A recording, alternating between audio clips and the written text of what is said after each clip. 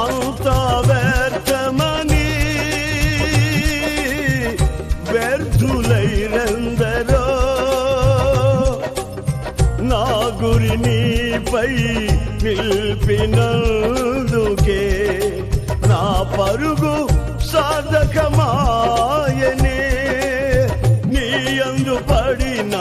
ప్రయాసము శాశ్వత కృపగా నా యందు నిలిచెనే నీ యందు పడిన ప్రయాసము శాశ్వత కృపగా నా యందు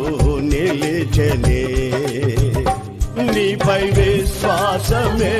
నన్ను బలపరచనే